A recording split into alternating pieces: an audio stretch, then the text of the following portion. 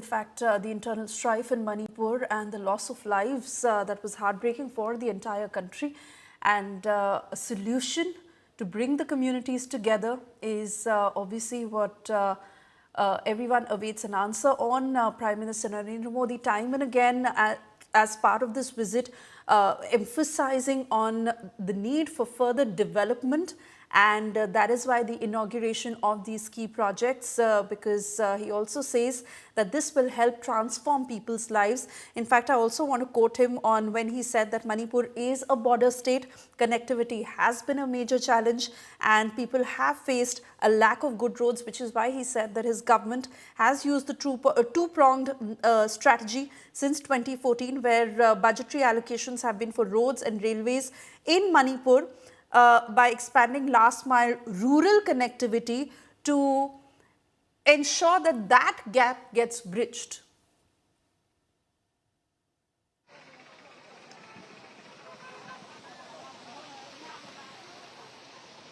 Indrajit? Well, absolutely. That is the emphasis. And infrastructure will play a key role because Manipur for long, or the Northeast in general for long, has been yearning for some of the mega infrastructure projects. Remember, this morning the Prime Minister was in Mizoram. So now Mizoram is a neighboring state to Manipur. It's also taken 78 years for Mizoram's capital, Aizawl, to get connected on the railway grid. Imagine the new railway circuit that was inaugurated by the Prime Minister today with Sairang station, which is barely about 20 kilometers from Aizawl. That connects the Mizoram capital with the railway grid of India. So with this, India's farthest eastern corner gets connected to India's railway system. Now, this is very, very important, but it has taken 78 years. 78 years after independence, this has happened. This at a time when on the other side of the border in China, we are seeing massive infrastructure push and development that's taking place. So it has security ramifications. It has ramifications for our economy in the far-flung regions of the Northeast. So therefore, infrastructure, these key infrastructure projects, which have gained pace in the past 1 decade under the Modi government, is something that has been time and again highlighted by the NDA government, and the Prime Minister once again driving home that point that infrastructure development will help in the economic growth of the region.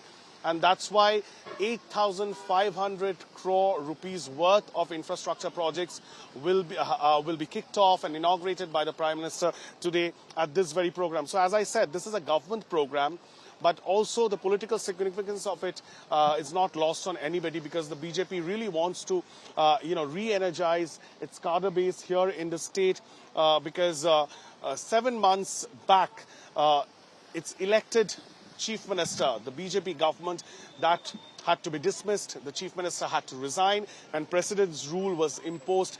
What was touted initially as a double-engine success became the worst example of the double-engine Sarkar in recent years, because Manipur for last 2 years have been engulfed in the ethnic crisis. So, as I said, people on ground trying to piece together their lives, and the Prime Minister's visit is just a continuation of that very project, because the last 7 months, the central government has taken control of the administration in the state.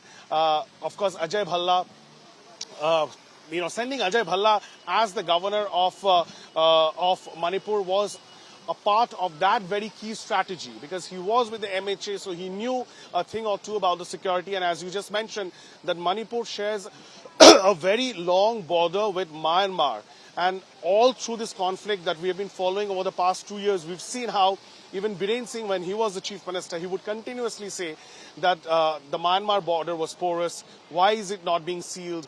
And how is it that the allegation was that illegal arms were being smuggled through the Myanmar border, and terrorists were also moving in. You see, in Myanmar, there is a political crisis. There is a junta government. There is a continuous, fight going on between the rebels and the juntas. And often what we see is that a lot of people come in from the other side. So that was a concern. So in order to demilitarize this area, especially the border areas, there has been an effort by the state administration.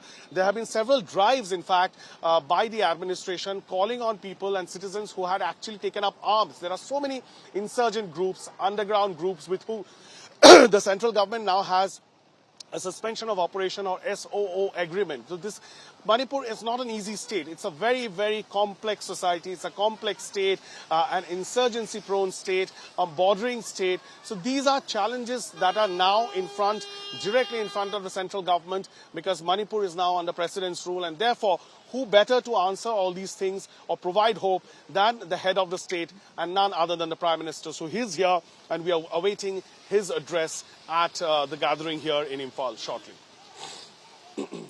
Oh yes, absolutely, Indrajit.